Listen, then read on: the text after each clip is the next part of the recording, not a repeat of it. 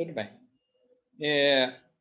Quero reiterar um convite que eu já fiz, mas está bem pertinho, então eu reitero mais uma vez para 3/12, que é amanhã, no Solar do Jambeiro, aqui em Niterói, na rua Presidente Domiciano, lançamento de livros. Vou destacar alguns. Tem o livro, opa. Vou começar pelo livro do NUGEP, que é nosso grupo de pesquisa parceiro, irmão, né? Também estudo gestão e políticas públicas educacionais. Eu tenho 2 capítulos nesse livro aí, mas o livro foi o último organizado pelo Jorge Najar. O último que o Jorge contou na organização está sendo lançado lá no Solar do Jambeiro. Temos também um livro do professor Valdec Carneiro. O Valdec está lançando um livro sobre Paulo Freire, né? Livro muito bacana. Sempre que as pessoas me chamam para alguma coisa, eu tento contribuir, né? E aí também tem um capítulo aí que eu estou falando sobre Freire e Bachelard, né? É um capítulo aí, está interessante, mas o livro é do Valdec, né? Valdec é o organizador, sobre Paulo Freire. Eu diria para vocês não perderem. Não sei, ele estava com uma questão lá com a editora, eu não sei se vai ter exemplar para todo mundo. Eu ainda não conversei com o Valdec, até porque ele está com uma agenda bastante apertada, mas eu sei que ele vai fazer o lançamento lá. Isso eu sei. Tem mais um, que também não é meu, que é do professor Celso Costa, na minha opinião, um dos maiores matemáticos do país. Eu vou chegar lá, Silvio. Vamos lá. O do Valdec é um livro sobre Paulo Freire, mas eu não sei o título. O livro do NUGEP, depois eu coloco aqui e tal. O Celso Costa vai lançar A Vida Misteriosa dos Matemáticos, que é um livro muito bacana, sucesso no Brasil inteiro, porque ele vai tratar das teorias matemáticas a partir de uma visão lúdica, poética, literária. Ele conta uma espécie de romance. Eu não vou falar, porque senão o cara vai ficar chateado comigo e falar: pô, rapaz, você contou o livro todo, as pessoas não quiseram comprar, não quiseram ler, né? Não vou fazer isso, não. Mas é muito bom, porque, para vocês terem uma ideia, o Celso Costa ele criou uma nova estrutura na geometria chamada superfície Costa. E chama superfície Costa porque tem o nome dele. É um sólido pentadimensional. Se alguém quiser saber o que é isso, pergunta para ele amanhã, se tiver condições de ir no Solar do Jambeiro, porque meu conhecimento matemático não é forte o suficiente para chegar a tanto. Eu consigo trabalhar com as 3 dimensões, né? Isso eu consigo fazer. Mais do que isso, eu não sei. Ele criou um sólido pentadimensional. É só para vocês verem o nível das pessoas que estão ali, né? Obviamente, a gente tem também a professora Flávia, vai participar, justamente do lançamento do livro do NUGEP. Ela, Marcelo Mocarzel, Karine Morgan, estão participando desse evento aí. Eu também vou participar. E eu estou lançando 2 livros. Tá? Eu estou lançando e por questões que eu não consigo entender, eu não consegui fazer um lançamento presencial desde 2013, né? Finalmente agora ele vai, né? Quando eu ia lançar no dia em 2013, a primeira vez, houve aquelas manifestações do pessoal quebrando tudo e que culminaram com o golpe depois, né, contra a presidente Dilma. E aí não consegui lançar. E aí eu ia lançar ano passado, veio a pandemia. Já estava o auditório Florestan Fernandes, tudo organizadinho, não consegui também. Então, tem o Princípios da Meta-Ciência Social e o meu livro mais recente, que é Experimentalismo Pedagógico e Inovação Conservadora. É um termo aparentemente contraditório, aí eu discuto isso no livro. Na educação fluminense,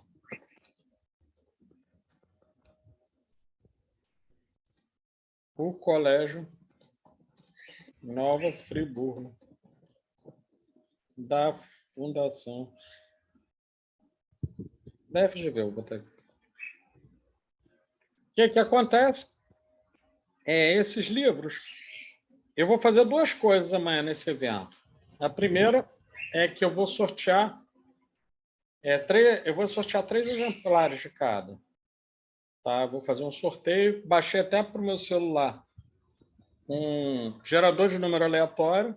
Aí levo uma listinha lá das pessoas, né, que compareceram, foram lá falar comigo e tal. Aí, assina aqui. Quem quiser comprar também assina e coloca o que comprou. Tudo bem.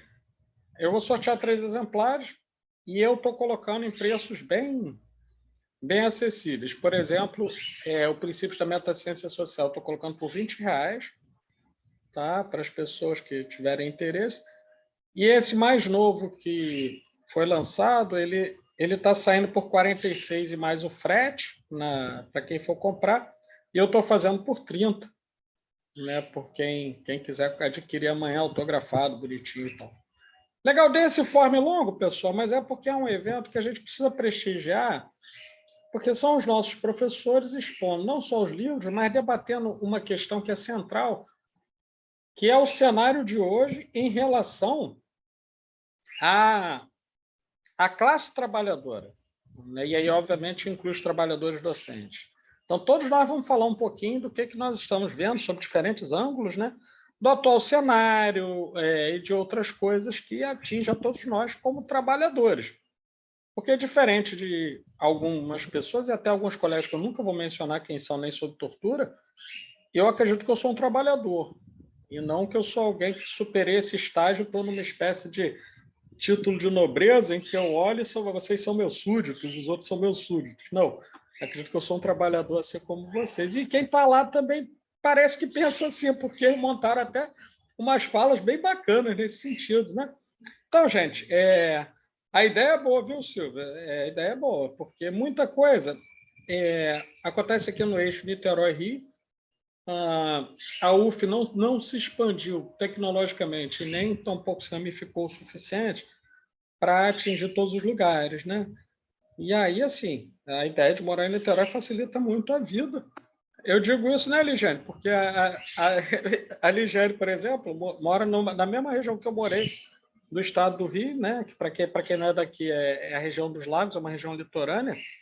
E aí são mais ou menos 100 quilômetros de distância do Rio de Niterói para cá. Já é difícil, né? Imagine em outros estados, né? Então, assim... Bom, mas vamos ver, isso é papo de futuro, né? Vamos ver o que acontece no futuro. O importante é o seguinte, quero compartilhar com vocês o último informe. Esse vem de fora, mas ele atinge a nós diretamente. O Conselho Universitário da UF ontem bateu o martelo. Pois é o caso de... talvez, no futuro, a UF tenha a possibilidade de abrir uma ação chamada DINTER, né, que são os doutorados interinstitucionais. E aí faz-se um convênio duplo entre, por exemplo, a Federal da Amapá, digamos, e a UF, e aí vocês conseguem, ou coisa assim, tá? Ou outra, ou estadual. Isso já aconteceu algumas vezes com o Amazonas, aconteceu com o Pará, aconteceu com outros lugares. Pode ser, vamos ver o futuro, né? Depende da Propi, né? Depende da nossa pró-reitoria de pós-graduação achar interessante. Nós achamos interessante, geralmente, porque são experiências que ambos programas se enriquecem, etc. E é missão da universidade fazer isso. Mas vamos ver o que a Propi, né, pensa a respeito nos próximos anos. Só continuando o último informe, pessoal, e que é sumamente importante, foi o seguinte: ontem, para quem não sabe, nós temos um conselho universitário, que eu vou chamar de CUV, né, que é o conselho universitário. Ele bateu o martelo, ele decidiu o seguinte: para a volta presencial, né, na volta presencial que se dará o próximo ano, março, tá? Período começando em março. Termina esse em fevereiro, começa em março. Março será exigido passaporte vacinal. Vocês vão ter que mostrar comprovante de vacina para poder adentrar as instalações e fazer as aulas, tá? É óbvio, isso não é suficiente.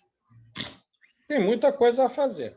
Mas, como meu compromisso é com a verdade, não com, como vou dizer, com esse ou aquele grupo político que está aí, já tem grupos políticos que lutam pela reitoria e eleição daqui a quase um ano.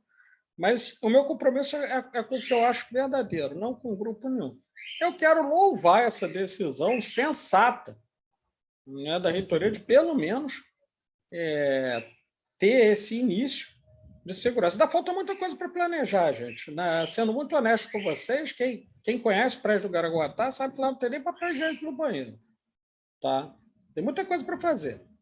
Mas só do fato de você ter um controle e sendo muito direto para impedir que os negacionistas nos contaminem, já é um avanço. Então, queria compartilhar com vocês, quem tiver aí com atraso da vacinação, que tiver qualquer coisa, vai dando uma regularizada aí, porque quando chegar março, só vai entrar para fazer as aulas presenciais quem tiver com a vacina, com o comprovante de vacinação, seja ele impresso, seja ele pelo DataSUS, que é eletrônico, ele também mostra o horário, o dia, onde vacinou e tal. Tá legal? Considero uma vitória importante da comunidade, porque essa era uma discussão que estava se arrastando há muito tempo. Alguns setores da universidade eram contra. É estranho, mas eram contra.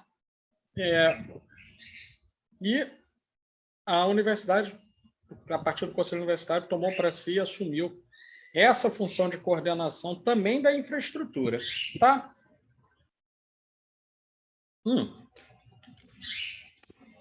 Vocês viram que eu deixei, e aí vamos entrar no tema da aula. Vocês viram que eu deixei alguns textos, né? Já deixei alguns textos ali.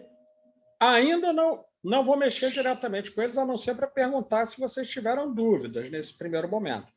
Já eu vou anunciar como é que a gente vai trabalhar isso, até porque eu estou entrando com mais um conteúdo hoje, tá? Que vai ter novas leituras. Então, eu queria, quem teve a oportunidade de ler os materiais, ouvir vocês um pouquinho a respeito. Tá? Tá aberta a palavra. Bom dia, Tereza. Bom dia, então, Tereza. Você teria como aumentar um pouquinho abrir, seu áudio? Né? Isso. Aumentar? Tá bom. É porque, gente, aqui na minha casa, eu já falei para vocês, né? São 16 bichos, agora eu peguei mais um, tô com 16. Então, eu tô com 6 calopsitas, às vezes vocês ouvem o barulho delas, né? De você. Mas as calopsitas fazem um barulhinho maravilhoso, né? Os meus cachorros e meus gatos não fazem. Não é um barulhinho maravilhoso. Uma delas canta o hino do Flamengo perfeitamente. Ai, que lindo! Coloca pra gente ouvir qualquer dia, por favor. Tá legal. Então, eu já havia perguntado ao senhor sobre a questão weberiana no planejamento, que eu senti muito presente no texto 2, né? Ou do 1, não sei como chamar o texto 1 ou 2. Acho que é um texto 1, o texto mais longo. Uhum. E aí eu queria que o senhor explanasse para a gente de que maneira essa perspectiva weberiana, ou neo-weberiana, ela ajuda no planejamento, porque realmente eu percebo assim, né, a tendência de uma organização impessoal, né, que as possibilidades de uma organização padronizada, mas como isso ajuda no planejamento, que se na execução da política a gente não tem controle exatamente dessa impessoalidade, né, desse afastamento, porque, na minha perspectiva, o agente influencia muito a política, né? Ele se coloca muito, as suas percepções, os seus valores, as suas ideologias, elas vão influenciar a política.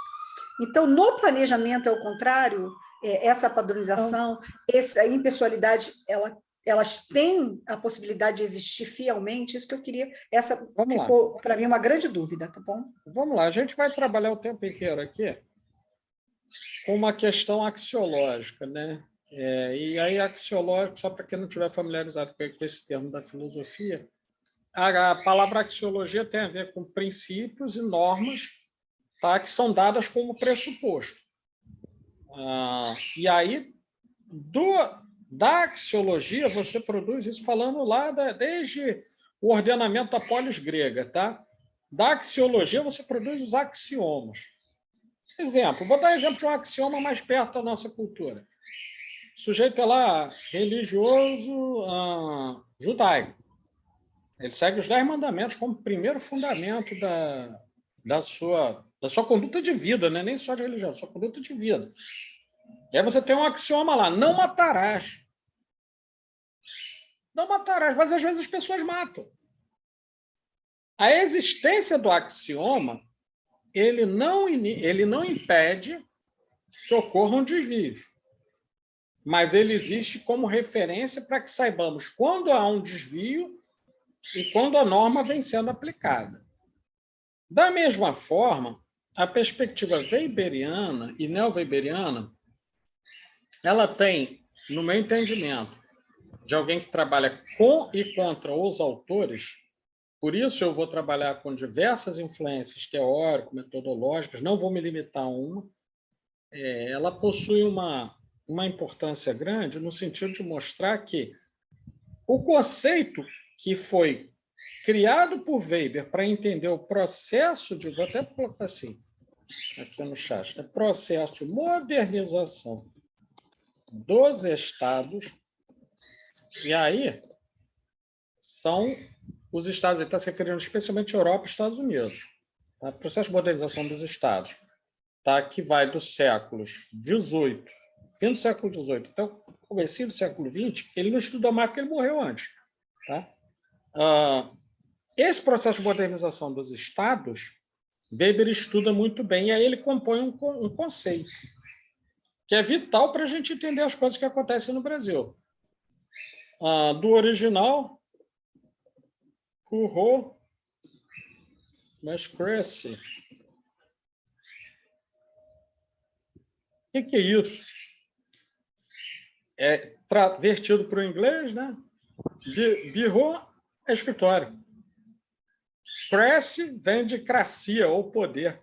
E aí ele vai afirmar, Weber vai mostrar, ele vai uma série de estudos nesse sentido, que as sociedades modernas elas possuem diversos tipos de dominação, validadas.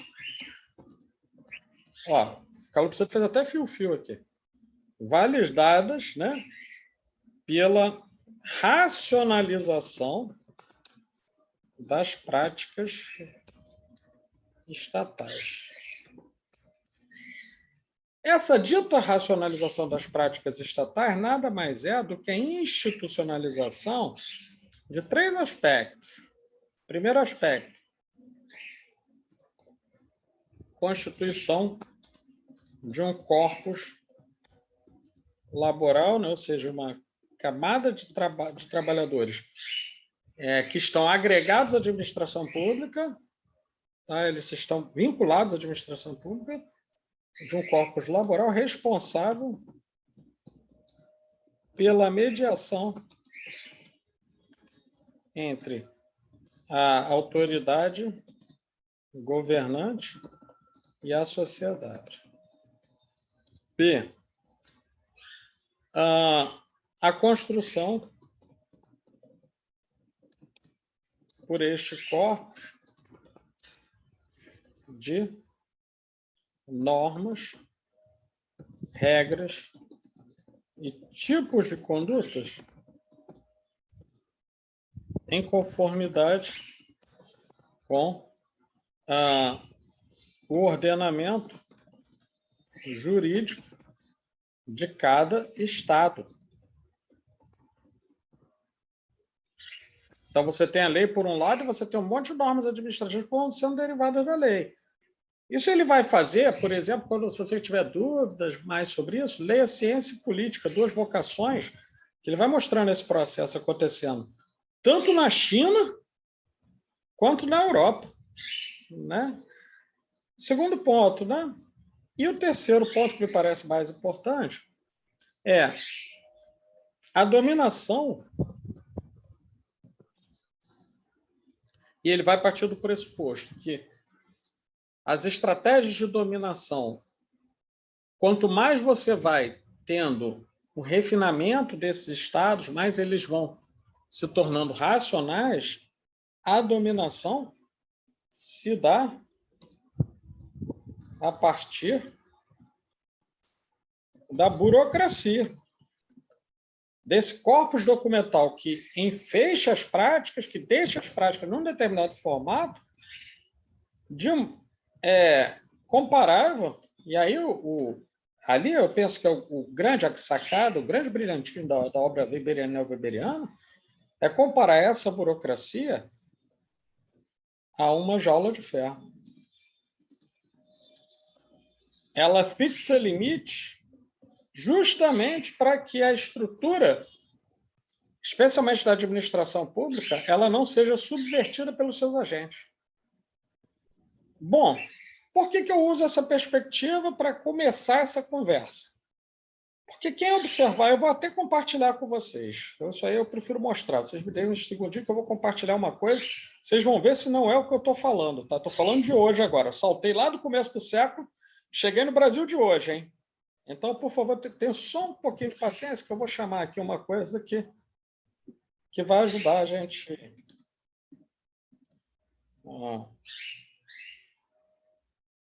Tá aqui.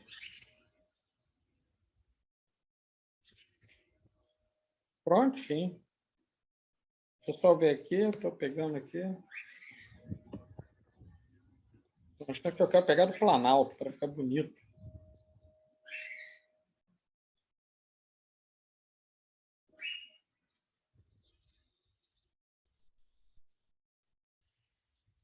Uma figurinha que eu já quero deixar na parte certinha.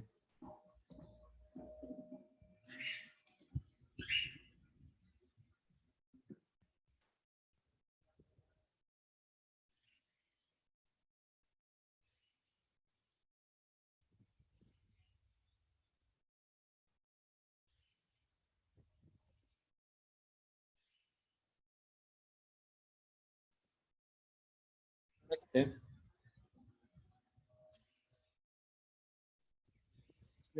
Estou botando no lugar certinho.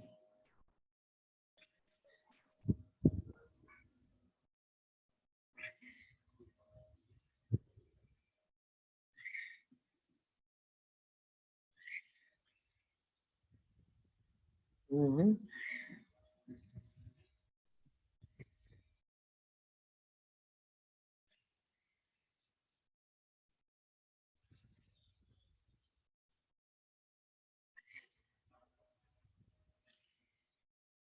E já.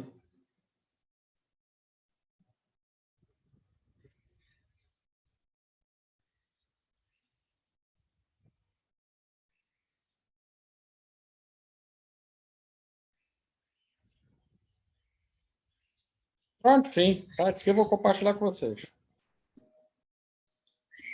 Vamos ver se é isso aí, hein? Todos nós, quando vamos lidar com as políticas públicas, né, por serem públicas, elas estão vinculadas ao Estado. E por estarem vinculados ao Estado, eles têm que obedecer isso aqui. Ó. Todo mundo vendo? O caput, né, que é a parte inicial do artigo 37, ele vai fixar um monte de normas para a administração pública. E aí, lembra que eu falei da questão axiológica? Ela estabelece princípios para essa administração pública. Legalidade, ou seja, o agente público ele só pode fazer o que está em lei. Impessoalidade, moralidade, publicidade e eficiência, é o famoso LIMP. Tá? Mas aí, quando a gente vai analisar o restante, olha que estou falando toda a Constituição. Quando a gente vai ver o ordenamento jurídico, até mesmo para realizar o planejamento, tem uma série de elementos que estão dentro do artigo 37. Então, ó, exemplo, prazo de validade do concurso público. Exemplo, como é que você define funções de confiança? O direito à associação sindical, se for, servidor civil, militar é diferente. Direito de greve. Cotas para pessoas portadoras de deficiência. E um monte de outras coisas. Aí vocês podem perguntar, ué, mas Pablo, por que você está falando isso? Estou falando isso porque se a burocracia que está envolvida na administração pública, ela é E é mesmo. Quem olhar, dificilmente vai ter como duvidar disso. Quem já exerceu algum tipo de cargo público vê que é assim. Ela é uma jaula de ferro. As grades são compostas pela legislação, pelas normas jurídicas, que vão definir o formato dessa jaula. Como é que ela vai chegar na escola, como é que ela vai chegar no sistema de ensino, etc. Isso é um lado do planejamento, Tereza, mas não é só isso. Essa é uma dimensão do planejamento educacional, que é a dimensão jurídica, que a gente vai analisar com viés weberiano e neo-weberiano por uma razão. No Brasil, é a partir dessa perspectiva burocrática que esses ordenamentos são conduzidos. A gente vai ver isso com muita clareza quando percebemos que os processos de participação eles são mitigados em favor de alguns supostos princípios da administração pública. Eu digo supostos porque muitas vezes eles são burlados e surgem como se fossem determinação legal. Ok? Beleza. Mais alguma dúvida, alguma questão a colocar? Não?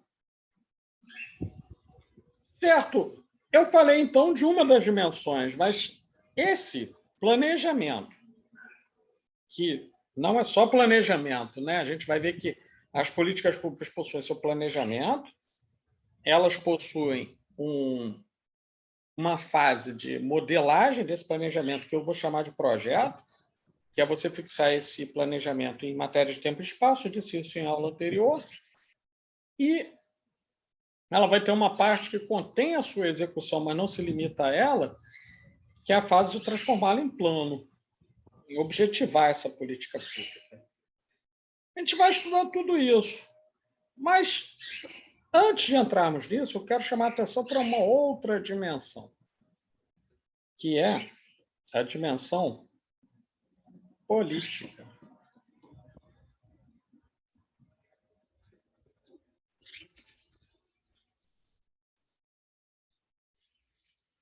Planejamento.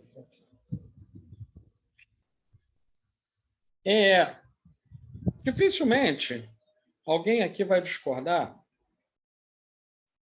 que um sistema computacional, uma máquina, né, um software de gestão, ele tem boas capacidades de organização.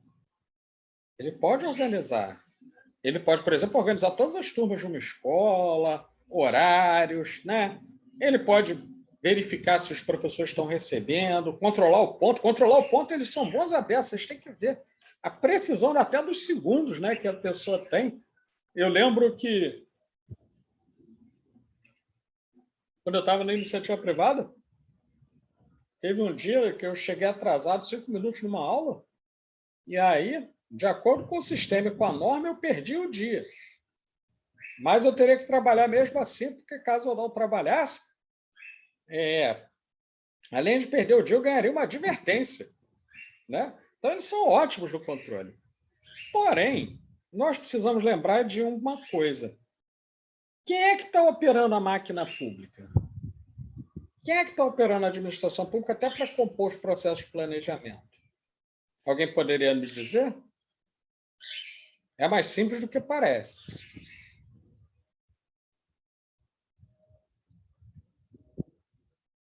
Quem opera?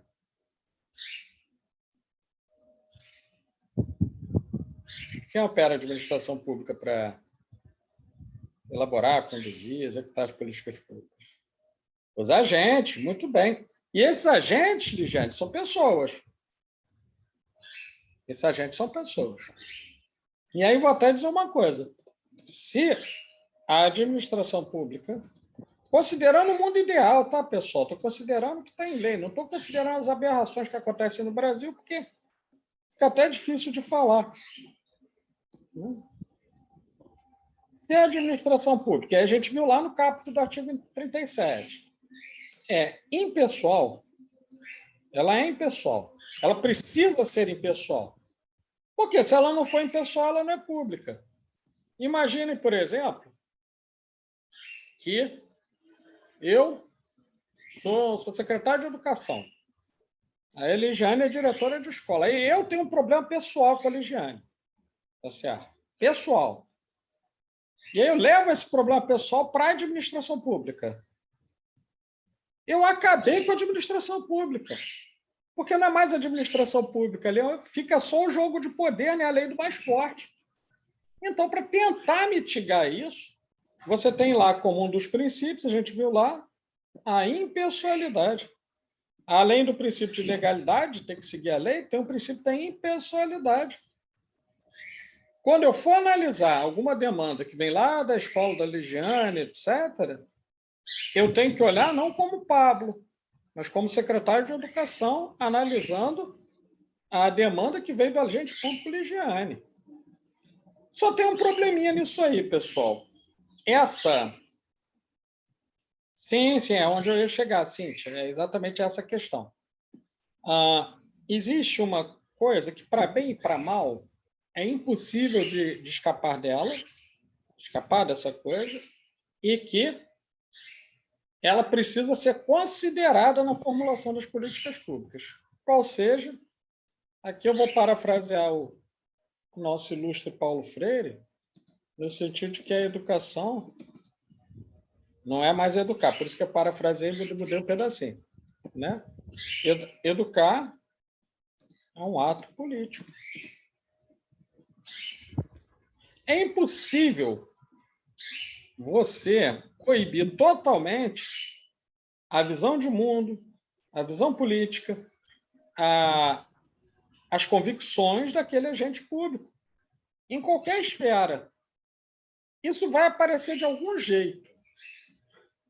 Por isso, pensando nisso, o que foi feito em lei? A LDB reforça isso, mas a gente está falando de planejamento ainda. Para se realizar o planejamento, a gente tem o artigo 206, inciso 6, qual seja a gestão democrática será princípio em todas as instituições educacionais em qualquer nível. Ela é princípio de toda a educação. Aí, o que vai acontecer? Nesse planejamento que vai sendo feito, a gestão democrática, como princípio, ela visa justamente, não só, primeiro, a coibir a pessoalidade das decisões, que às vezes são autocráticas. É muito comum nós vermos em qualquer nível da administração. Posso falar de algo que eu estudei bem diretamente, mas não excluindo outros níveis. É muito comum, em direções escolares, decisões autocráticas. Entendeu? O sujeito decide por si mesmo. Mas por que é? Porque eu quero que reze o hino nacional antes e depois da saída. Nada contra ser religioso, especialmente no templo, né?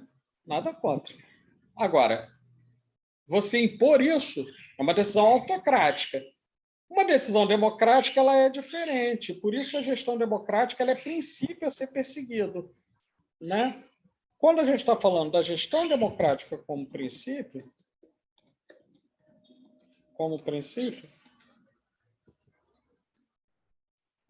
nós iremos ver, inicialmente, primeiro, a participação. É a primeira exigência.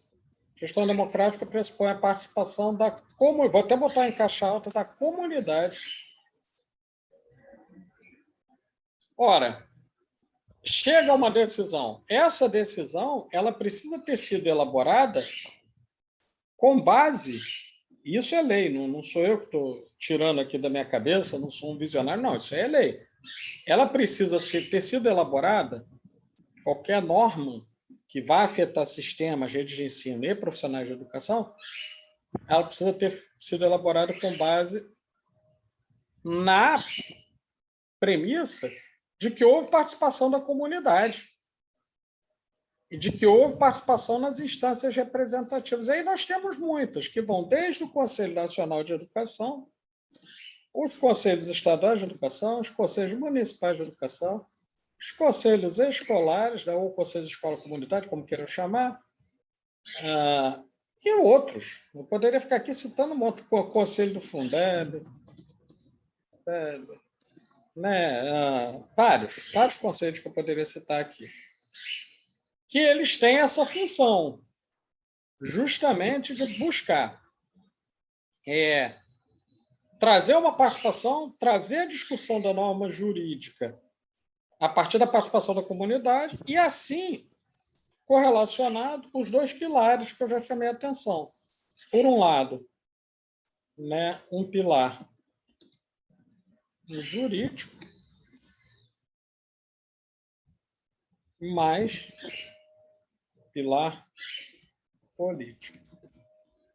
E estão em interação. É impossível conceber, na minha opinião, pelo menos, tá? Por tudo que eu estudei até hoje, e acho que tem outros autores que corroboram isso que eu vou dizer, é impossível que uma decisão jurídica não tenha um caráter político, porque aquelas pessoas estão formulando as leis que vão afetar o planejamento das políticas públicas, que vão afetar o seu desenvolvimento, que vão afetar a sua concretização. É impossível que não exista alguma interferência política, seja partidária, seja de outra maneira. Um movimento social ou mesmo a convicção política daqueles atores. E, por outro lado, você tem uma espécie de equilíbrio, ou deveria haver, né? Ou deveria haver, isso é o objetivo a ser perseguido, equilíbrio entre a legislação mais o movimento político. Aonde? Na formulação,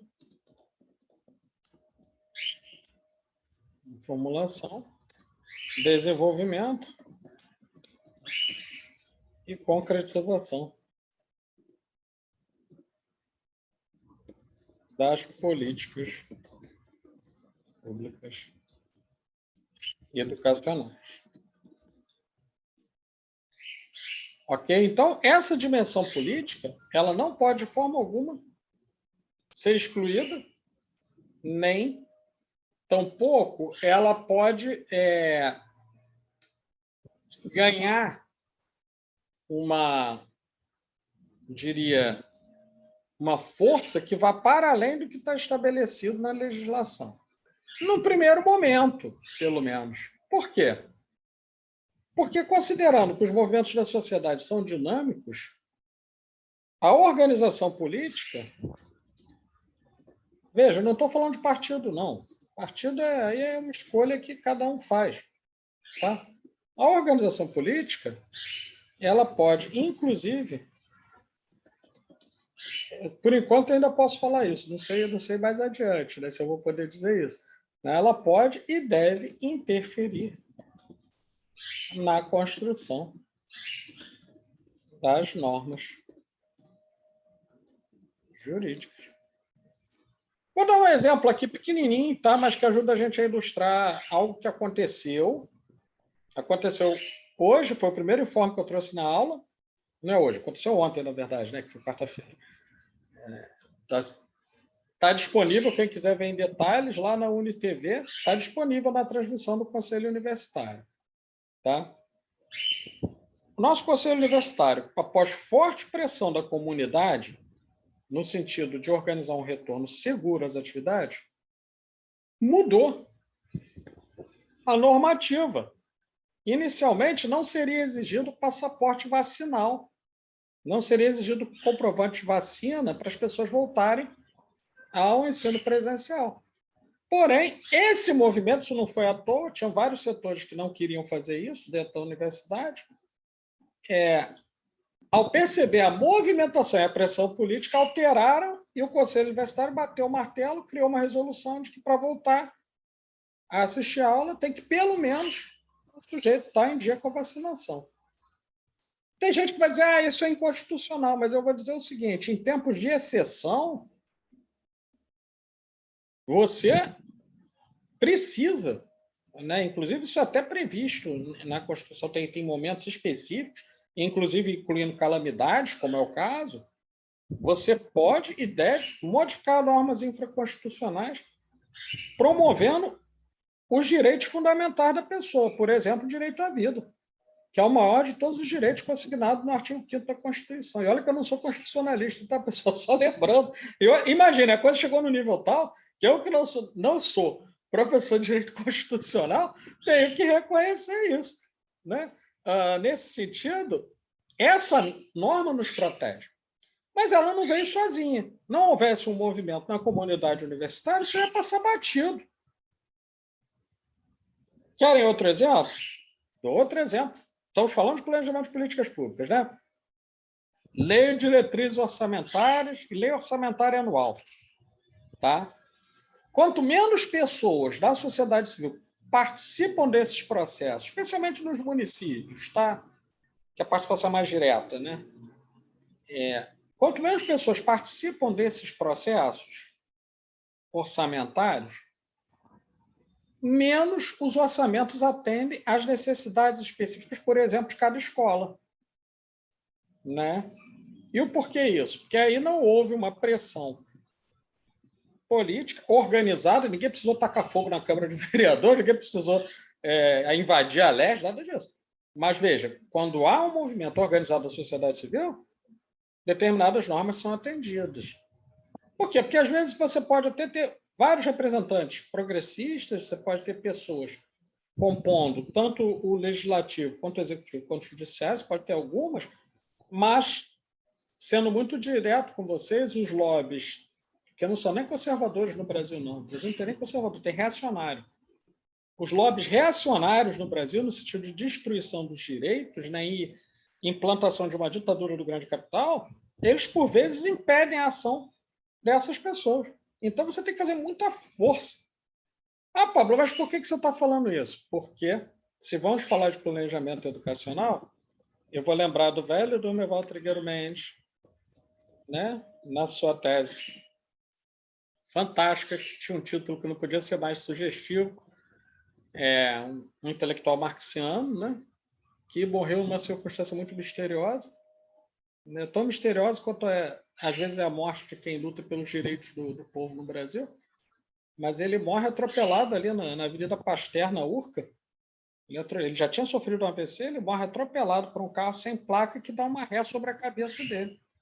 E o carro nunca foi localizado, ninguém nunca localizou a pessoa que atropelou o Durmeval. Nem sequer para interrogar se foi algo deliberado ou não. É difícil falar isso? Muito. Por que que é?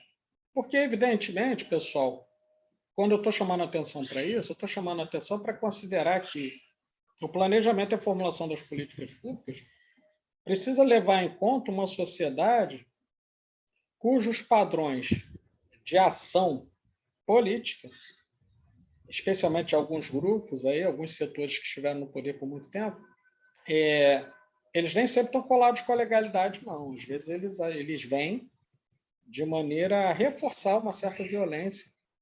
Né? E aí, por exemplo, o Durmeval Trigueiro, ele dizia o seguinte, lá na sua obra de planejamento educacional do Brasil. Todo e qualquer plano educacional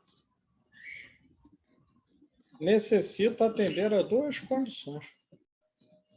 Olha isso, ele escreveu a tese em 68 e sai no Brasil publicado em 71. Tá? Isso não foi um negócio de 2021, não, tá? Vai mais de 50 anos.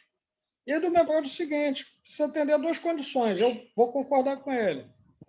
Primeira, o conhecimento da realidade política, cultural e econômica de cada subsistema, ele está falando de subsistema, tá? Já pensando nas escolas e redes de ensino como sistema, de cada subsistema educacional é condição sine qua non, condição sem a qual é impossível fazer, planejar, sine qua non para o planejamento destes. Ponto. E a segunda, que é uma expressão que o tornou célebre, é dizer o seguinte, ao planejador, para além do conhecimento das mais diversas teorias de administração,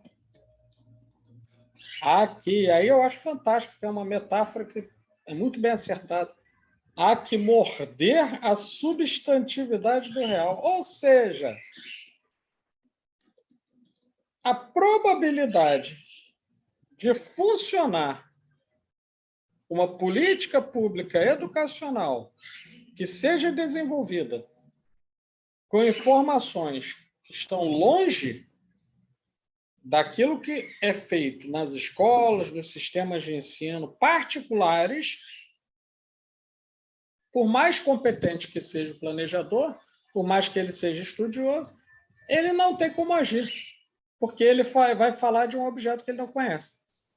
Ele vai falar de um objeto que vai se comportar de uma maneira diferente daquela que foi imaginada pela teoria X, Y e Z. Então, eu trago isso para que a gente... Está até mal escrito aqui, porque eu estou escrevendo na hora. Peço desculpas a vocês pelos erros portugueses, etc., mas é porque eu achei importante registrar. Eu não diria nem importância, eu diria o entranhamento dessa dimensão política no planejamento educacional. Lembrando que o que nós estamos estudando? Nós estamos estudando políticas públicas, o que, obviamente, tem uma dimensão política muito forte. Por isso que a gente vai aliar, durante toda a nossa disciplina, casos concretos, exemplos práticos e também, sem dúvida alguma, uma série de elementos que são da política, não necessariamente partidários, às vezes não, mas que estão e devem ser considerados na formulação de planos, propostas de ensino, até plano de aula. Né? E aí a gente vai, com base nesses fundamentos, abordar uma... Até aquela que você fez fio-fio aqui. Né? Nós vamos abordar, com base nesses fundamentos, uma terceira dimensão. Eu falei de uma dimensão política, vocês puderam observar. Na aula passada e nessa, eu falei bastante, tem material aí de estudo para vocês, sobre a dimensão jurídica, que está presente, né, na formulação das normas. Até conversei com a Tereza um pouco por que esse viés weberiano, para poder ver isso. E aí, pessoal, qual é a grande tendência que acontece? Acontece uma tendência muito forte aí no campo, dentro dos formuladores de políticas educacionais. Há uma necessidade tão grande de conhecer a administração pública, conhecer fundamentos, né, do sistema financeiro nacional, conhecer contabilidade, você conhecer processos jurídicos, entender a política educacional, que às vezes tem uma dimensão que é a mais óbvia, que é a atividade fim. Vou até anotar aqui. Do planejamento e das políticas educacionais, que não é outra que senão o ensino, a aprendizagem. E alguns gestores, alguns formuladores, planejadores e executores de políticas educacionais deixam de lado que é ensino-aprendizagem. Né? Vou começar abrindo esse raciocínio. Aliás, antes disso, alguém tem algum comentário, alguma consideração, alguma pergunta?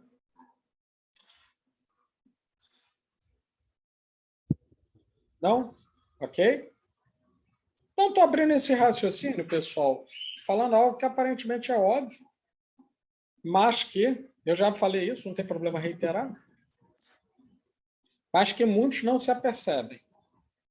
O que é? Vou colocar uma frase que eu uso muito, é quase como um mantra, né? Escola não é empresa, sistema de ensino não é conglomerado financeiro, ou rede varejista.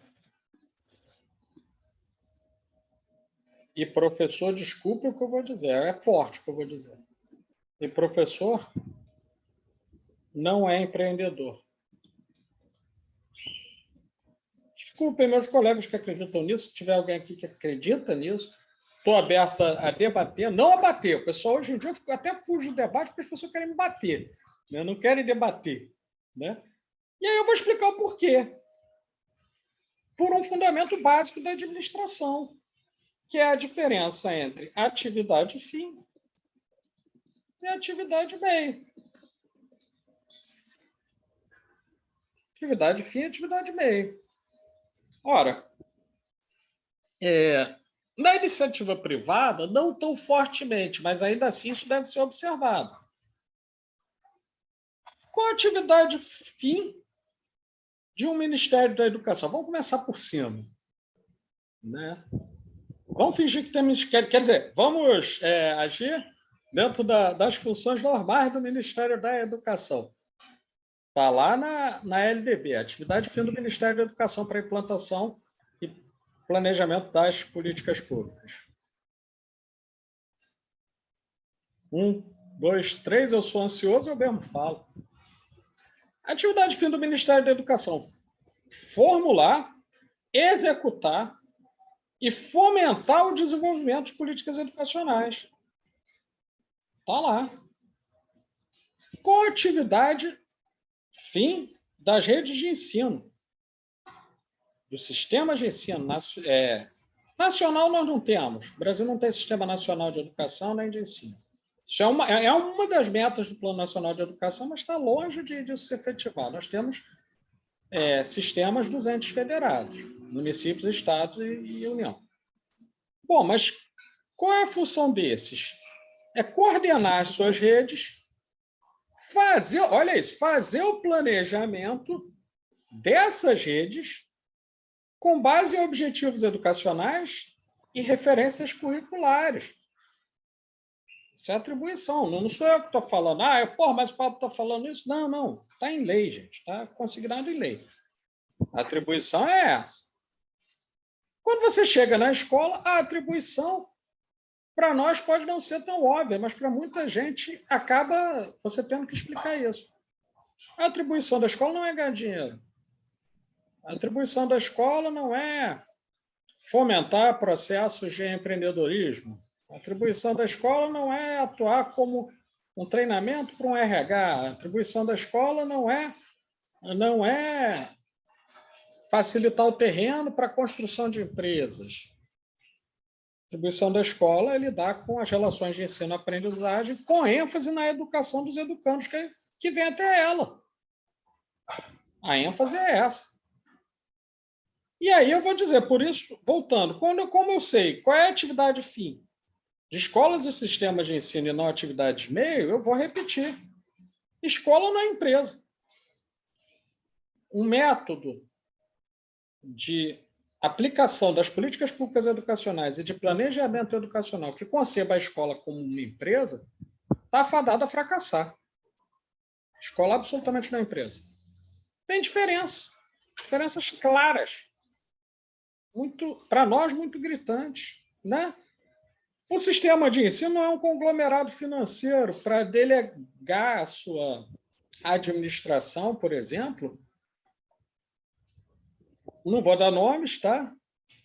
Mas a fundações, a empresas multinacionais, a conglomerados de ensino do grande capital financeiro. Isso não é atribuição do sistema de ensino, é o sistema de ensino que precisa atuar como sistema, perceber questões de infraestrutura, questões de administração e gestão e questões de ensino-aprendizagem que são atinentes à sua jurisdição. Terceirizar isso é se demitir dessas funções e transferir recursos públicos para a iniciativa privada. É óbvio que uma ação de consultoria é uma coisa.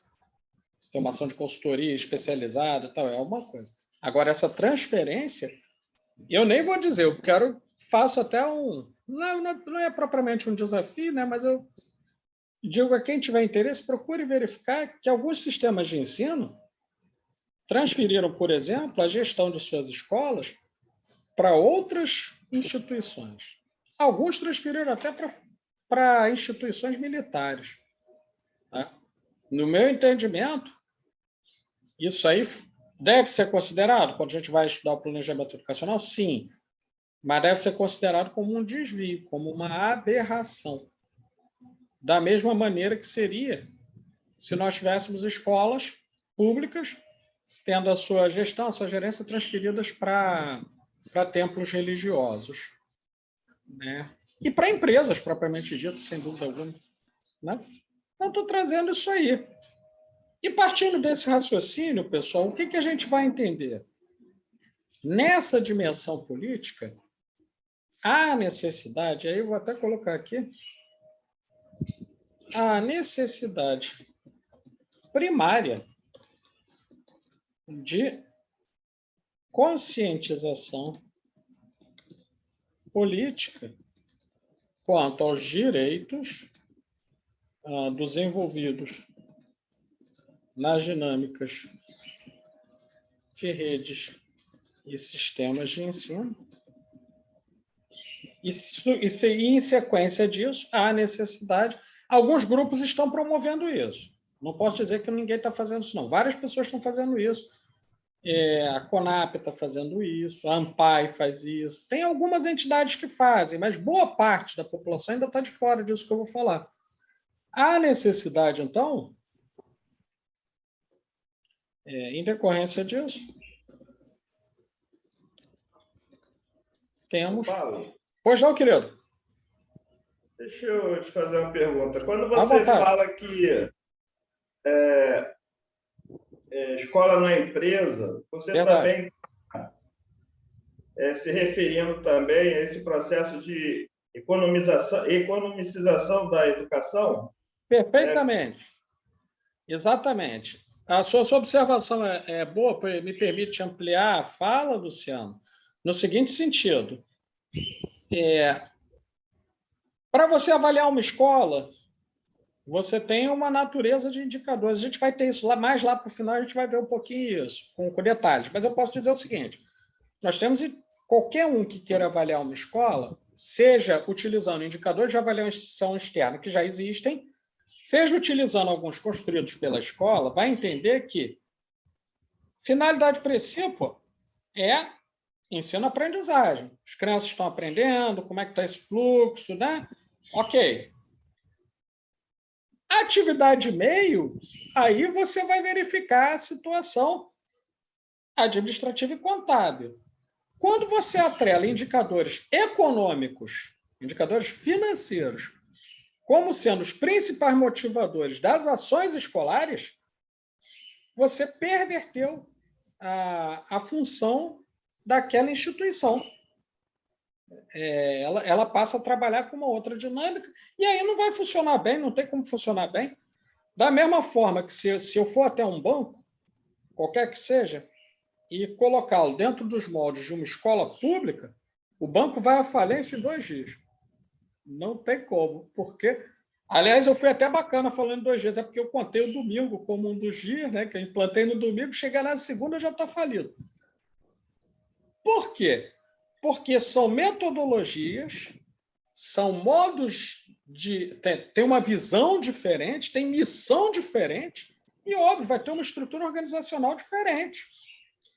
Quer dizer, para nós que estamos aqui envolvidos com a dinâmica da educação, pode parecer até muito óbvio, mas eu preciso pontuar, porque essa é uma ideia que vem sendo batida nos sistemas de ensino, todos. Volta e meia esse discurso vem igual um fantasma para nos assombrar, dizendo, não, mas essas escolas aqui, elas têm um custo aluno muito alto, elas têm uma série de problemas financeiros. O problema é que esse professor não tem competências, né, de administração, de economia financeira, etc. E esse é um discurso falacioso. Esse é um discurso muito falacioso. A própria avaliação da escola centrada principalmente em métodos quantitativos, tá? Onde o IDEB passa a ser o grande avaliador, né? E as escolas acabam virando pré-vestibular de IDEB. Pois é.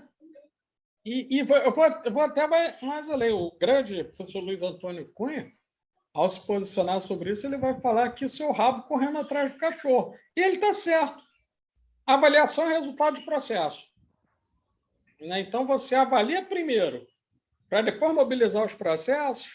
Então, as pessoas estão correndo atrás de uma nota, mas elas não estão correndo atrás da melhoria efetiva daqueles indicadores de qualidade educacional. Vou dar um exemplo aqui que acho que vai clarificar tudo para nós. Imaginemos que eu tivesse essa lógica para vir conduzir esse curso. Aí, cheguei no primeiro dia de aula, eu dou uma prova de políticas públicas educacionais. E aí as pessoas, mas professor, o senhor não ensinou nada. Eu falo, não importa. A partir daqui eu vou ranquear vocês.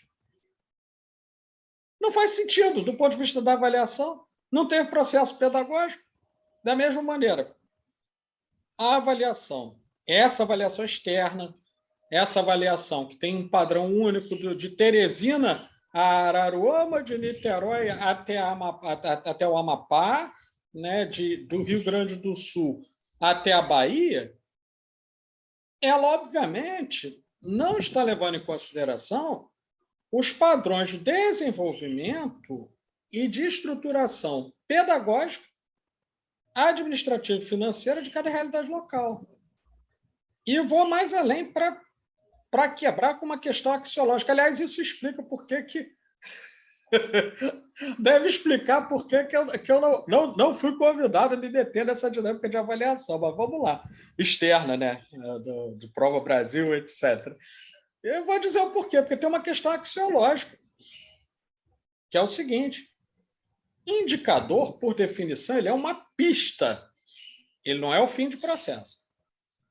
Então, você tem um indicador lá, você está lá mexendo no seu carro, vamos começar com um exemplo de fora, você está lá mexendo no seu carro, aí apareceu aquela luzinha ali que algumas pessoas vão pensar que é o gênio da lâmpada que está próximo a se manifestar, né? Você vai olhar, meu Deus, está o gênio da lâmpada aqui no painel, oh, que coisa boa. Não, que você precisa trocar o óleo, né? Tem um indicador ali. Mas ele não é o processo total. Tá? Ele não é o processo total, mas ele está te indicando, ó, tem que trocar o óleo. Mas isso não é o conjunto, né? Não é o conjunto. Você tem um indicador ali no carro, tem um indicador de velocidade. Aí eu comparo, não, mas a estrada média é 80, eu estou a 140. Será que isso quer me dizer alguma coisa? Quer sim. Está te dando pista, você vai tomar uma multa, hein? Estou dando esses exemplos que aparentemente são simples e fora do contexto para mostrar que tudo isso é indicador. O IDEB é um indicador que vai medir uma relação matemática entre nota na Prova Brasil, que é uma avaliação externa e que é válida nacionalmente, sem alterações, e fluxo escolar da rede, ou seja, a média de anos que o aluno leva para passar de um ano a outro. É um indicador? É um indicador, mas ele não é fim de processo, como vem sendo apresentado em muitas políticas educacionais, e, inclusive, havendo políticas que vão punir escolas que não atingirem determinada meta. E aí, só para fechar o caixão, né? Aí é fechar caixão mesmo, porque isso aí está matando a educação. Uma escola em Palmeira dos Índios, Alagoas, ter um IDEB 4 pode ser uma vitória. Uma escola em São Paulo, que é o município que tem o maior PIB do Brasil, localizado em uma determinada região, vamos dizer, vamos exagerar, já que eu estou usando o bom exemplo, vamos exagerar, localizado ali na região do Itaim Bibi, etc., numa zona privilegiada de São Paulo, ela tem um 4, não significa a mesma coisa. Porém, a avaliação não é contextualizada. Nós vamos aprender isso, nós vamos trabalhar isso como? Quem está num bom curso de pedagogia, quem faz uma especialização numa boa universidade, quem faz um mestrado, um doutorado, vai estudar isso mais aprofundadamente, aí vai ver, olha, caramba, então quer dizer que não é só nota, né? E a pergunta que eu faço é, para quantas pessoas fica claro que o IDEB não é o único indicador? E mais ainda, que ele está sendo usado de maneira a punir, às vezes politicamente, que aí é patologia social, já nem posso falar mais, né? Aí a patologia social foge do meu escopo de trabalhar com políticas públicas. Mas, assim, tem pessoas que usam o IDEB para politicamente adversários, né? E dizer, olha, essa escola não presta para nada, esse sistema de ensino não presta para nada, tem um IDEB muito baixo. Mas, para compreender esse IDEB baixo, e aí que a gente vai ter toda uma disciplina para pensar um pouco essas questões, né? Olhar de perto essa análise, você tem que correlacionar a outros indicadores, alguns que são internos a cada escola, tem a ver com proposta pedagógica, tem a ver com como que é a participação da comunidade, como que esses professores são formados, tem formação continuada, não tem? Né? Eles se interessam por ter essa formação continuada, eles conhecem as normas, não conhecem, até outros indicadores ainda mais gerais que o IDEB. Como a própria dimensão sociológica, né, Exato. daquela comunidade. Perfeito, querido. Uma compreensão sociológica, cultural, histórica. Particularmente, eu participei, vou falar de alguma coisa, posso falar tranquilamente sem ninguém me processar. Eu participo de um projeto de extensão que atua junto a comunidades quilombolas. Tá? O padrão de organização de uma escola dentro de uma comunidade tradicional, de povos de uma ancestralidade tradicional, ele é diferente do padrão de organização de uma escola no meio urbano. É outro indicador para pensar. E aí eu vou pegar um indicador, se alguém falar assim, você está se treinando na dimensão micro. Eu vou falar, não estou não, sabe por quê? Se eu for analisar as escolas e os sistemas de ensino, a partir dos indicadores demográficos e educacionais fornecidos pelo IBGE, eu já tenho uma ideia do que significa a nota em uma escola. Pois é, Silvia. Tem muita coisa interessante aí. Depois eu até vou querer saber um pouco, né, de como é que é o trabalho que vocês desenvolvem, porque aqui a gente está junto com o INCRA, né, fazendo com a extensão da UF, um trabalho com o Sul e Sudeste. Né? Depois a gente troca uma ideia sobre isso, não tem problema não. Mas, assim, tem um monte de outros indicadores, por exemplo, os indicadores que o IBGE mesmo fornece, especialmente quando faz o censo escolar, né? Quando faz o censo escolar, melhor ainda, né? Porque atualmente nem isso teve. É uma coisa, aliás, que eu devo... vou até bater continência aí para o capitão, vocês sabem do que eu estou falando, porque ele conseguiu uma coisa que não se via desde os anos 30, que é não ter censo escolar. Né? Então, parabéns para o Ministério da Educação. Né? Conseguiu um feito histórico. Não tivemos censo escolar num dado momento. Mas, quando você olha os dados do censo escolar, você compreende, por exemplo, que uma escola no Amapá e uma escola em Araruama, elas vão possuir indicadores demográficos e educacionais que permitem a gente compreender um pouquinho melhor por que o IDEB às vezes é diferente. Né? E aí, gente, eu reitero, escola na empresa, as escolas têm uma variância, e é o conceito estatístico de variância mesmo, tem uma variância muito grande, até dentro dos municípios, uma diversidade cultural, de gênero e social imensa, e que somente alguns indicadores de avaliação externa são muito pouco para se fazer um planejamento e uma condução de políticas públicas educacionais efetivas. Muito pouca coisa. E aí, Pablo, só para concluir, claro, me impressiona muito quando eu vejo debates na televisão onde você vai discutir educação e aí são 3 convidados, 3 economistas para tratar do tema educação, sendo que nenhum de universidade pública, nenhum gestor, todos eles ligados a alguma instituição privada, alguma ONG ligada a um setor financeiro ou outro setor empresarial qualquer. Eu acho que isso é marca de um tempo, né? É marca de um tempo, eu vou mais além. Existe uma coisa chamada conflito de interesse, né? Então, imagina o seguinte, um camarada desse, ele é interessado, se ele presta serviços para essas redes de ensino, ele é interessado que essa visão, que parte da sua área de conhecimento, seja o mais divulgada possível, porque aí todo mundo vai querer ser empreendedor, todo mundo vai querer, sabe, ter um benchmark, entendeu? Alinhado com o mercado financeiro, entendeu? Uma escola com proatividade, com liderança, com... Ok, está tudo muito bonito, mas esses conceitos estão sendo importados diretamente, sem tradução, do gerencial, do aspecto gerencial, para um aspecto de administração escolar que tem a ver com uma gestão, e não é uma gestão qualquer, é uma gestão democrática, que está consignada em lei. Isso aí, amanhã ou depois, se alguém falar alguma coisa, eu vou dizer, olha, meus queridos, minhas queridas, que estão me questionando, primeiro tem que mudar a Constituição, para o meu argumento ficar errado. Muda a Constituição, muda a LDB, aí meu argumento fica errado, porque até então está em lei esse negócio aí. Então, escola não pode ser empresa, escola não pode ser supermercado, professor não pode ser motorista de Uber. Né? É muito simples essa equação, e que, infelizmente, nós temos no Brasil uma política educacional em diversos níveis que está trabalhando na direção contrária. Né? Está trabalhando na direção contrária.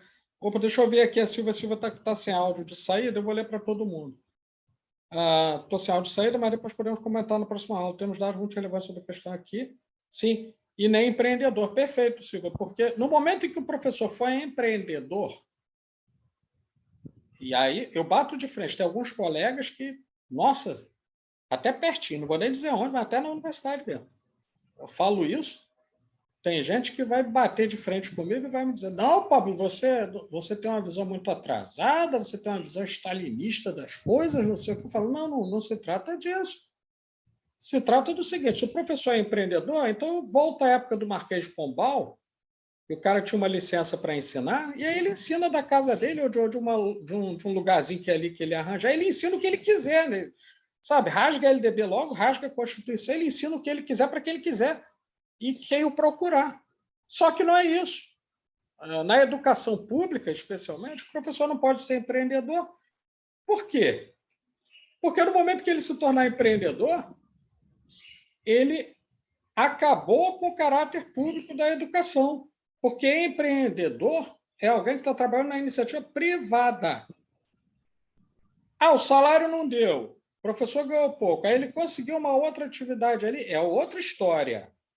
Uma decisão dele, pessoal, de adentrar o mercado de trabalho, que eu não acho bom do ponto de vista da sobrecarga, mas às vezes ele foi lá, empreendeu, deu uma aula particular, sei lá. Mas isso não pode estar colocado como política pública. É um ponto chave para nós. Tá? Tem uma coisa que eu vou deixar aqui no chat, né? Decorrência disso, temos. Só um minutinho. A necessidade de... Só um minutinho.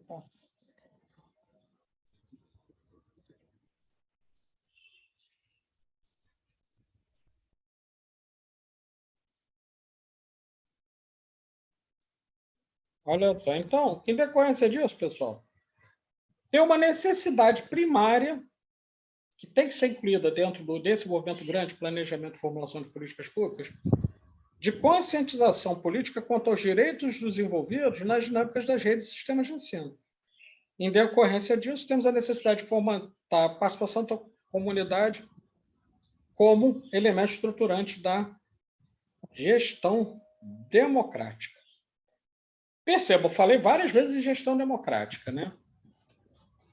Isso já está abrindo para o assunto que a gente vai ter na próxima aula, a gente vai começar a falar disso com maior profundidade.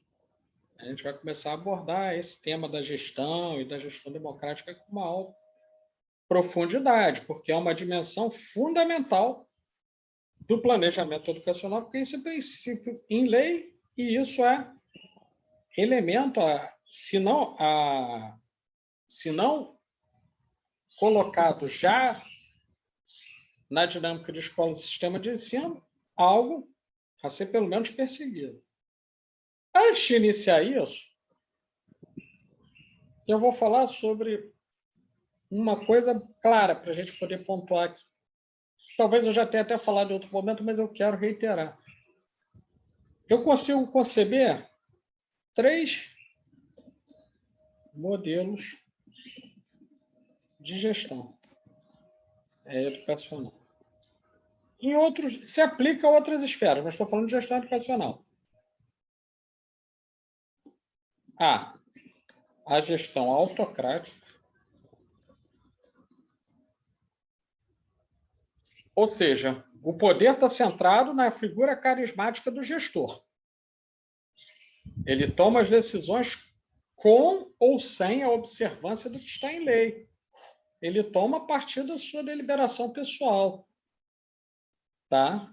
É muito comum no Brasil, muito comum, essa gestão autocrática. São decisões que eu não diria nem que chegam a ser políticas, porque o campo político ele vai requerer algum tipo de conflito, algum tipo de negociação. São decisões pessoais norteando o que vai ser efetivado. Tá? Temos várias. Eu ficarei aqui talvez alguns meses falando de coisas nesse sentido. Muito comum nas escolas, mas também nos sistemas de ensino. E aí, estou centrando mesmo o foco na administração pública. Tá? Ok. Então, a gestão autocrática está centrada no gestor. Tem o segundo modelo de gestão. Esse aqui, às vezes, ele é confundido com uma gestão eficiente, né? Com uma gestão por processos, etc. E ela trabalha com o princípio da impessoalidade da administração, mas observem que ela é utilizada de maneira a transferir o poder, transferir a responsabilidade para a dimensão documental. Então, a gestão burocrática, ela, entre aspas, atribui às normas como se as normas não fossem resultantes da ação das pessoas e o que foi instituído em lei, né? Ela atribui às normas um caráter monolítico e a administração decorre da como é que eu vou dizer, observância estrita aos regulamentos. Ou seja, esse gestor ele se defende assim, não, mas isso aqui está no regulamento tal, isso aqui tá no regimento, no artigo tal, isso aqui está aqui. Tentando, dessa maneira, sair dessa missão que não é fácil, que é a do planejamento conjunto, coletivo, participativo. Tá? Então, ele delega. Ele diz, não, mas tem essa determinação aqui, todo mundo tem que cumprir.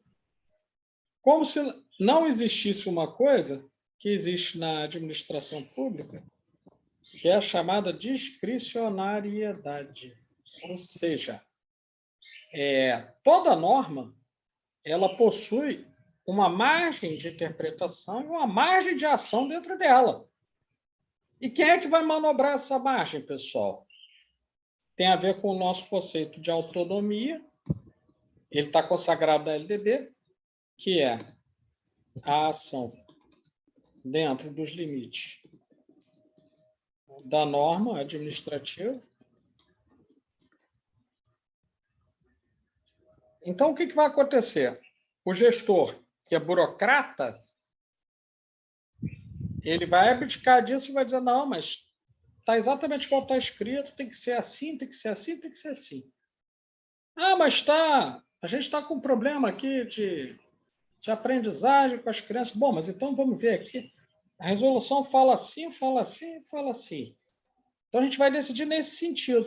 E aí vetou a participação, né? A comunidade não participa, porque, em tese, ela estaria bloqueada pelo ordenamento jurídico. Isso aqui vai reforçar o que eu disse no início de conversa para a Tereza, esse caráter da jaula de ferro da burocracia que se referia ao nosso velho Max Weber, né? O gestor burocrata ele vai trabalhar se apoiando na jaula de ferro, então colocando todo mundo dentro da jaulinha de ferro ali, e ele mesmo dizendo, não posso fazer nada porque eu estou nessa jaula de ferro aqui da burocracia. Querem ver um exemplo? Eu vou dar um exemplo geral. programa dinheiro direto na escola.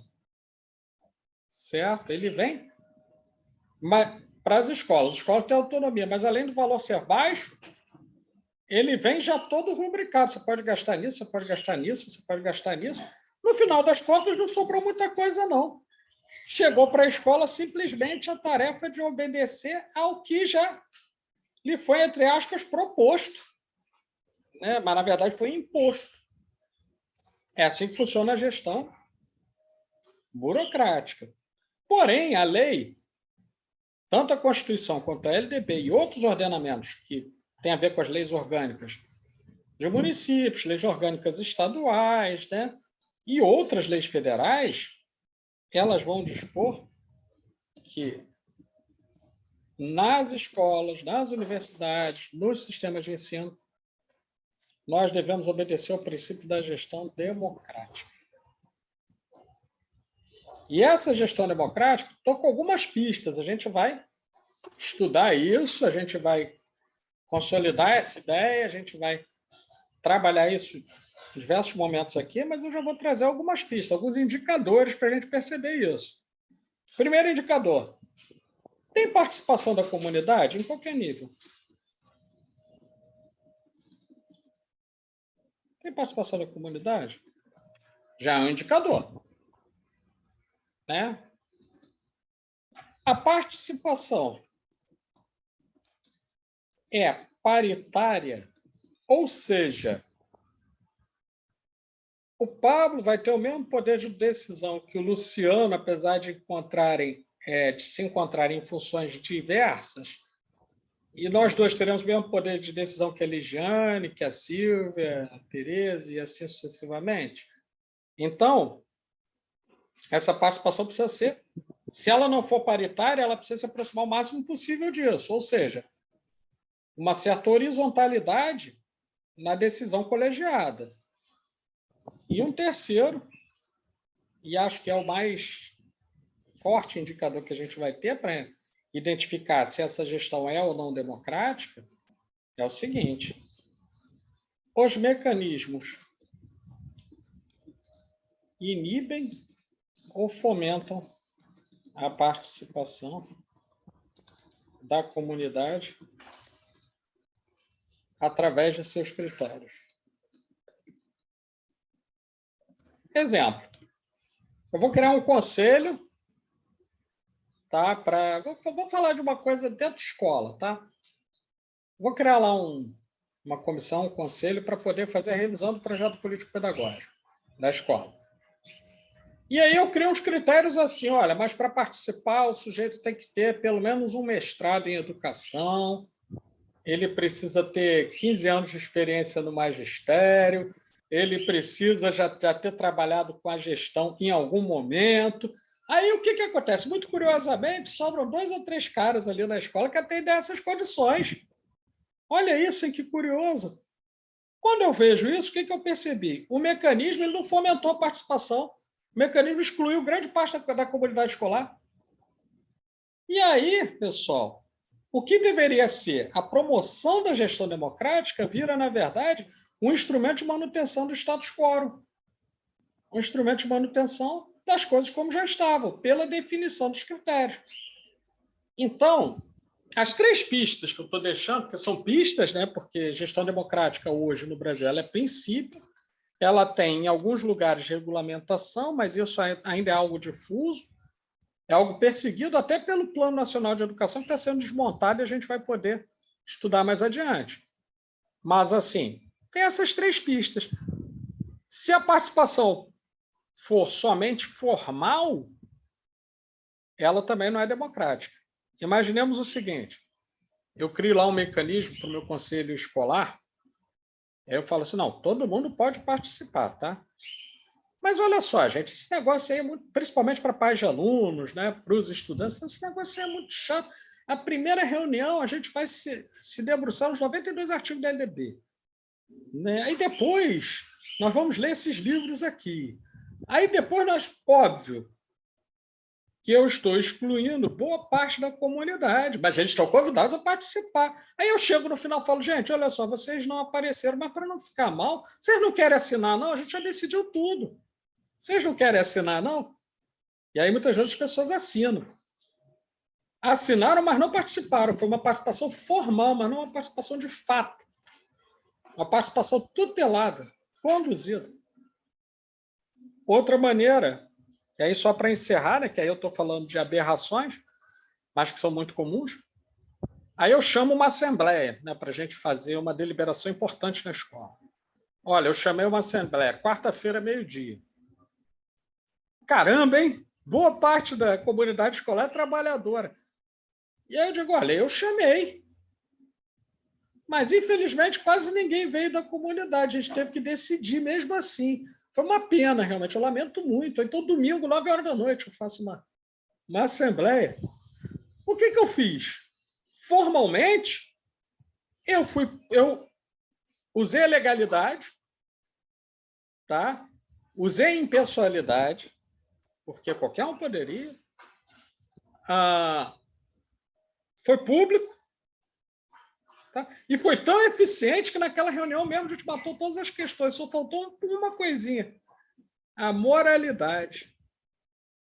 Porque eu sabia de antemão que aquelas pessoas não poderiam participar, mas eu elaborei esse evento já sabendo que não participariam, ou prevendo uma baixa participação. Estou trazendo isso por quê? Porque no cotidiano das escolas, sistemas de ensino, em vários níveis, nós vamos nos deparar com essas questões, com esses problemas. E aí eu já estou introduzindo vocês ao que será tópico de nossa próxima aula, que é nós iniciarmos uma introdução à relação entre... Essa aqui é pesada, hein? Isso aí tem que tirar as crianças da sala. Quem for mamãe, papai, tiver aluno assistindo, tira as crianças da sala, que é pesado, tá? Porque é uma introdução entre a relação entre a gestão democrática,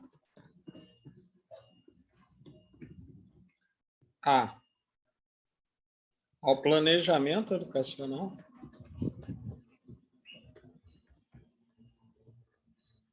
e às políticas públicas educacionais.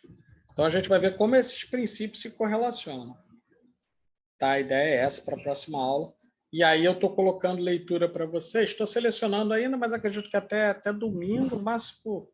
domingo, até no máximo domingo, isso aí já tá para vocês, seja no grupo, seja no Classroom. Vai ter uma leitura. E aí eu vou pedir que vocês já cheguem aqui lidos, porque aí a gente vai começar a trabalhar a partir da leitura e fazer nossas discussões aqui em sala. Tudo bem? Tranquilo? Dúvidas, questões, comentários? Pablo, eu queria fazer uns comentáriozinhos.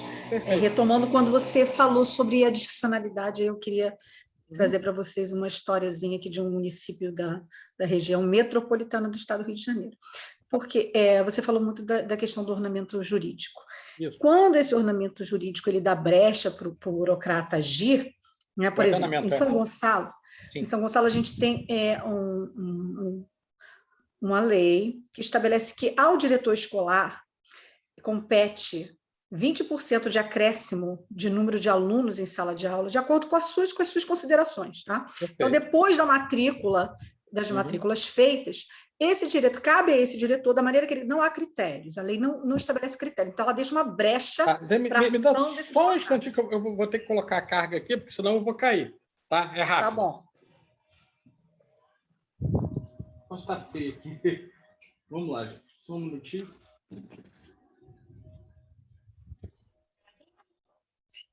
Não estou carregando o note aqui, porque ele estava na carga, mas não estava indo a energia. Não sei que droga é essa. Desculpa, gente, questões aí do ensino remoto. Tá? Vamos olhar aqui, deixa eu ver se agora melhorou. Deixa eu ver uma coisa aqui, pessoal, rapidinho. Deixa eu só ver se é um problema da energia tá? Ou se é...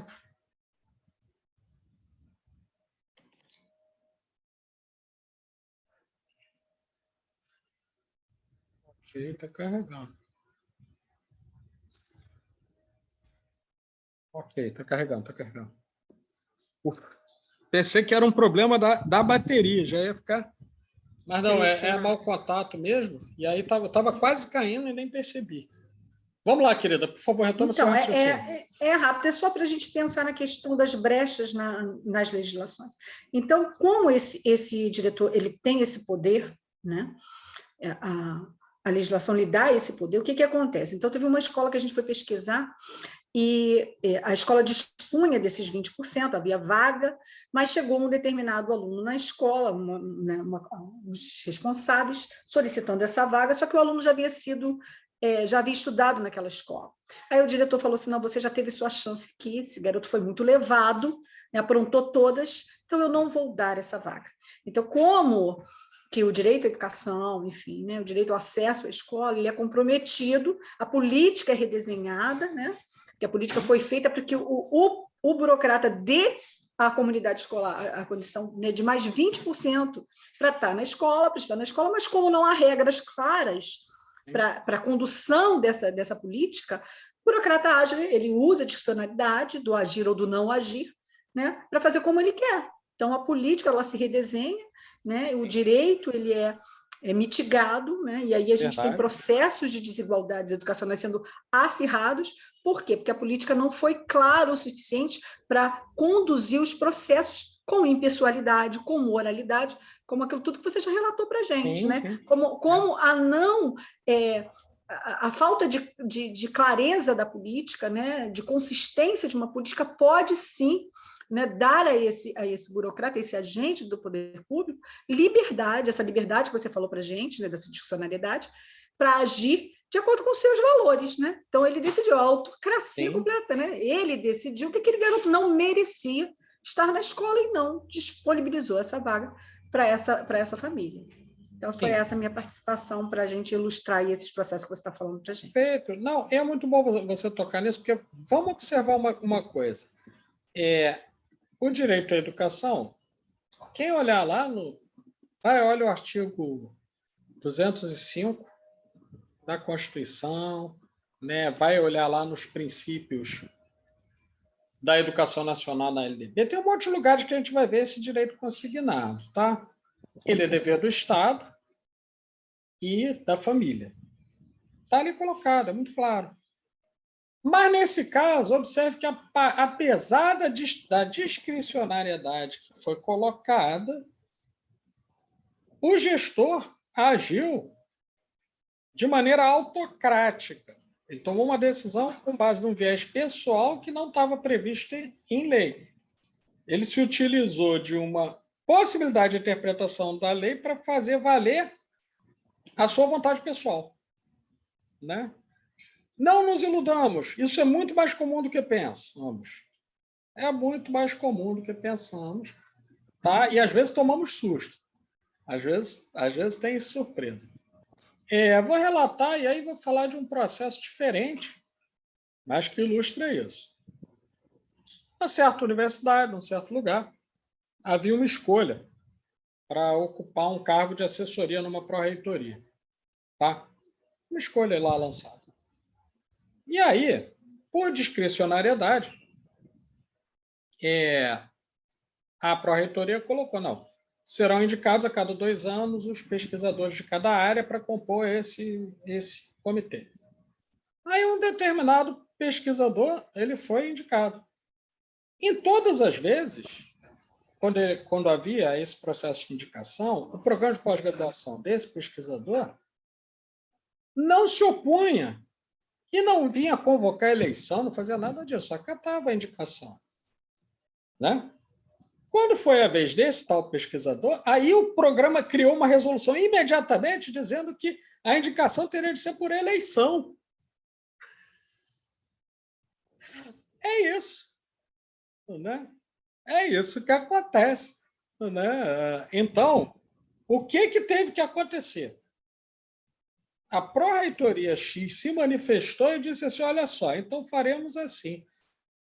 Vamos respeitar os processos envolvidos no âmbito do programa X, porém não deixaremos de fazer valer aquela atribuição que é nossa como pró-reitoria de indicar o pesquisador Y.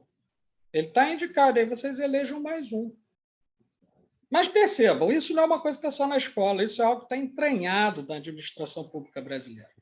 Né? Fazer valer a vontade pessoal sob uma aparência de decisão técnica, democrática e etc. A gente vai ver muito isso.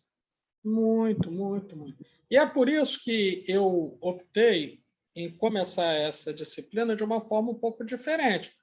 Começar a gente a ver fundamentos do planejamento educacional, um pouquinho de teoria de planejamento, etc., para depois avançar para as políticas públicas e para os casos concretos, porque ali, quando a gente chegar nos casos concretos, a gente já está bem calçado, a gente pode, inclusive, rever algumas coisas que aconteceram conosco em outros momentos. Né? A ideia é essa. Né? O mais difícil é fazer isso no ensino remoto, mas a partir do ano que vem a gente vai ter condições, assim, espero, de voltar lá para o nosso campus e talvez fazer isso de forma híbrida, não sei como é que vai ser. Legal? Mais alguma observação, alguma consideração?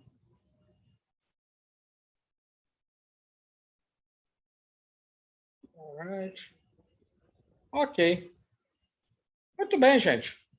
Assim sendo, né, eu estou encerrando por aqui hoje. Tá? A gente já deixei aqui o tema da aula, já coloquei lá no Classroom.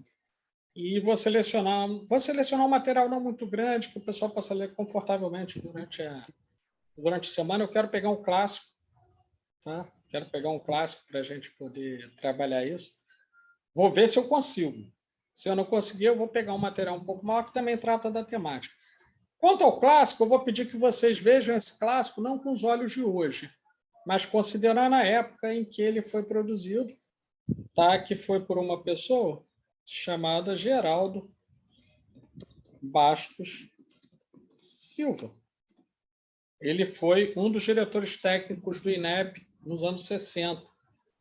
E ele formulou um texto que me parece muito interessante para a gente pensar essa questão da participação da comunidade, né, na dinâmica escolar, na dinâmica educacional, no planejamento da escola, que é a escola como agente. Olha isso, hein? A coragem do cara para fazer isso nos anos 60. A escola como agente de mudança cultural.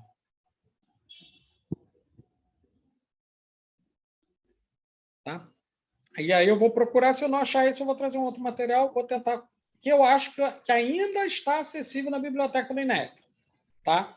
E aí vou colocar para a gente aprofundar um pouco mais as questões sobre gestão democrática, porque isso é elemento central, é princípio de lei que vai normatizar tanto o planejamento educacional quanto o desenvolvimento de políticas públicas educacionais. Ok? Beleza, gente? Pessoal, uma excelente semana. Por favor, eu sei que eu tenho sido chato, mas depois de uma certa idade você tem uma boa justificativa para ser repetitivo. Tomem todo o cuidado possível, não terminou a pandemia, tem uma variante nova que está invadindo os países, a gente ainda não sabe direito o que pode acontecer. Saiu na rua, coloca máscara, tenta se manter distante nas aglomerações, porque não está fácil, entendeu? As pessoas ainda estão morrendo, ainda estão sendo hospitalizadas. E não sei por quanto tempo vai ser isso. Né? Então, gente, por favor, façam isso. Recentemente eu perdi mais um amigo, né? Justamente pela inobservância dessas questões. Ele dizia que não ia tomar a segunda dose de vacina, já tinha tomado, que esse negócio de máscara é coisa de quem está, o governo mundial querendo controlar a gente. São as ideias que você não tem como argumentar, né? Porque não partem, na minha opinião, não partem de fatos concretos, né? Partem de especulações. Então, tomem cuidado, tá, gente? Quero ver todo mundo bem, com saúde aí. Né? E, de preferência, todo mundo daqui a pouco lá, quem puder, né? Lá no Gragoatá, lá, assistindo a aula presencial, mas quem não puder, a gente vai manter o contato de todo mundo. Convido, eu acho que esse convite também, a Ligiane também faz parte do grupo de pesquisa, né? que é o grupo do professor Valdec, tem o meu grupo de pesquisa, tem o grupo de pesquisa da professora Flávia, todos eles trabalhando com políticas públicas, Ao final da disciplina, eu vou fazer um convite formal, só quem ficar aqui até o final. Né? Se alguém se evadir, não vou convidar evadido, não. Eu vou convidar só quem está aqui, de sol a sol, trabalhando, estudando aqui. Né? Aí eu vou fazer um convite formal para participar dos nossos grupos de pesquisa. Tá bom? É isso. Valeu, gente. Boa semana. Tchau. Tchau, professor. Boa semana. Boa semana. Tchau, Realmente. professor. Tchau, colegas. Tchau. Silvia, quem sabe um dia você não vai no Graguatá? A gente não sabe. Vamos ver. Valeu, gente. Tchau. Obrigada. Tchau.